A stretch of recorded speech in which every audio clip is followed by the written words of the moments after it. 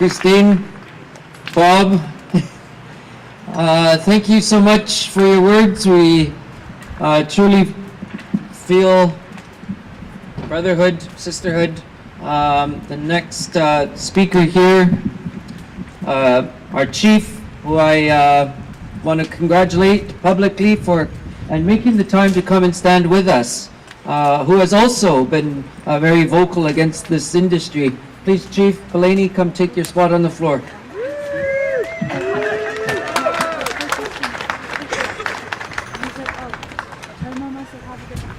Imot konan pa imotin tok konet sam gidja konet sam kaya konet sam gen imot kokot ikamuk tu te gidja. It's good to come and visit our relatives from this land, and I think that our obligation to protect our waters, our land, our salmon is all part of our culture. And when we have a government that is willing to sacrifice our salmon, they're willing to sacrifice our culture. It's not much different than residential school. It's just another branch of the same tree. We need to understand that this government is still trying to exercise genocide in different ways. I think that the destruction of the buffalo is much the same as the destruction of the salmon, our food source. It's not only a food source, it was a teaching that went with looking after the salmon and looking after the territory. And when you disconnect that, just like what residential schools tried to disconnect us from our teachings, and our kids, they don't have the opportunity to gain that knowledge, to carry it with them. So when our people, in the last few years, we haven't got food fish, and our people depend on the salmon. You know, last time I spoke here was when we did the march here from North Island. You know, it's, I think we're at a turning point. I think that the government is starting to understand that this is unceded territory. There's been no agreements done. And whenever I come across referrals for business going on in our territory, I always hate that term when the government sends it and they says the decision maker. They call themselves the decision maker. And this is our territory, this is our waters, our culture, and we got Aboriginal rights to go with it. And it's a strong Aboriginal right. And I always say that the best protection of our territory and our environment is our Aboriginal rights. So whoever said that that we're being influenced by the environmentalists is really racists, because we have our own mind, we have our own interests, we have our own land, our own territory, our own faith, our own belief, our own teachings. And it's all part of protecting the land, protecting our salmon, protecting our waters. You know, my son, I brought him out to the territory and I showed him. I said, everywhere your eye can see, that's yours. But if you take a look at the water is getting emptied because of all the sea lice and the disease. And our fisheries minister is allowing this to happen. And that's a real shame, because, you know, they talk about government to government and being the most important relationship. And those are good words, but they're pretty empty when they're trying to destroy who we are as a people.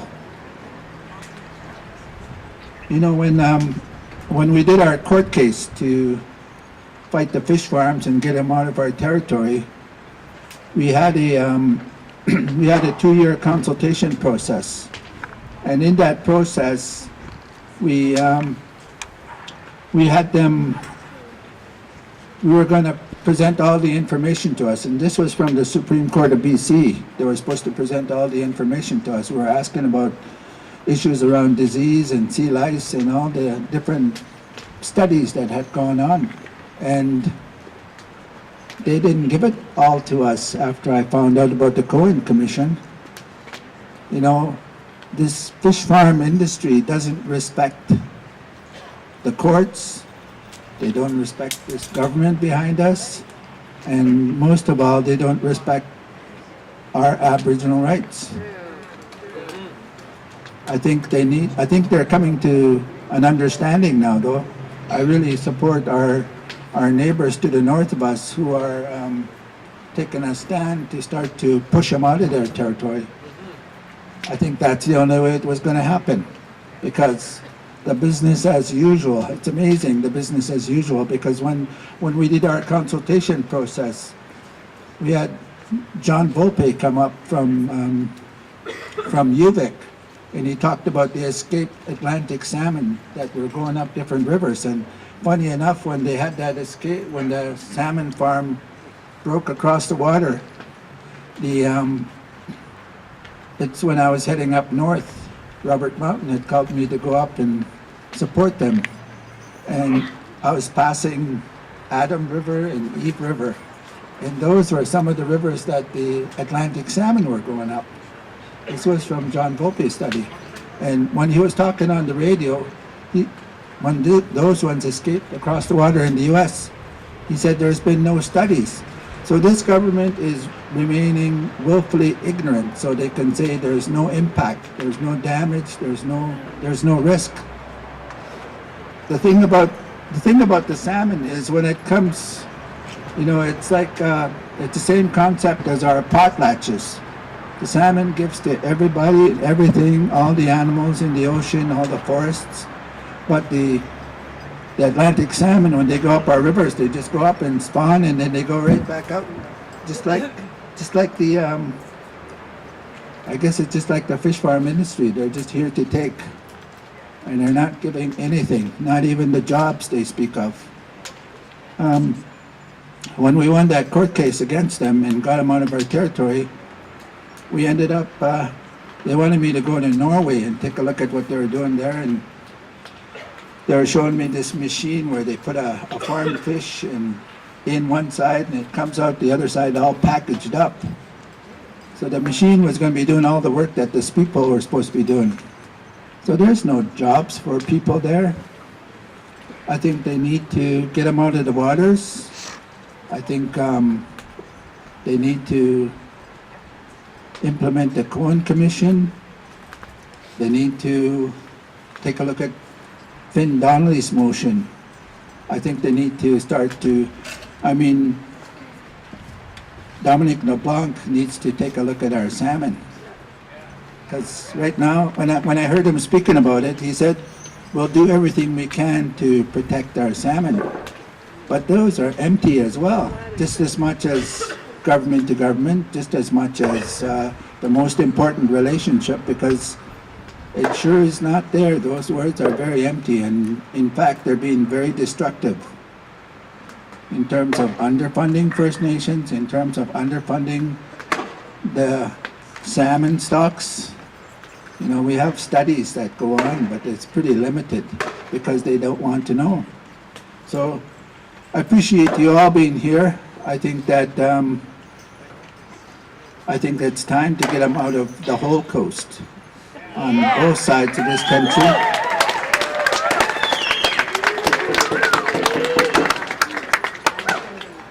You know, all our reserve lands are all located at fishing stations.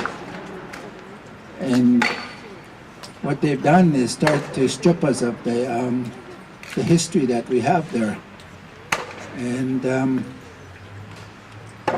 I remember talking about this with, remember hearing about them in New Zealand when they were talking about raising Chinook salmon from here in New Zealand.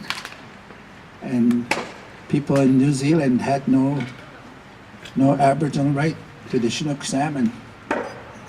And if they replace our wild salmon with their farmed salmon, we have no Aboriginal rights to their farmed salmon.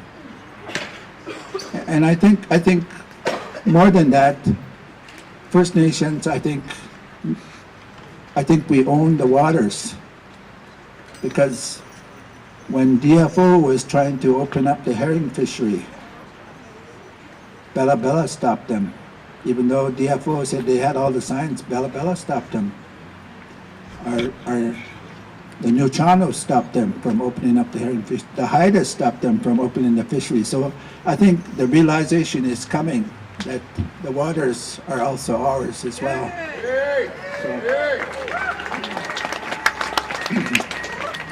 So we need to start to force them out. They're not going to go because they got business as usual. That's the tactic that's been going on, is the business as usual. And I think it's coming to an end, but we need to push them out. Thank you.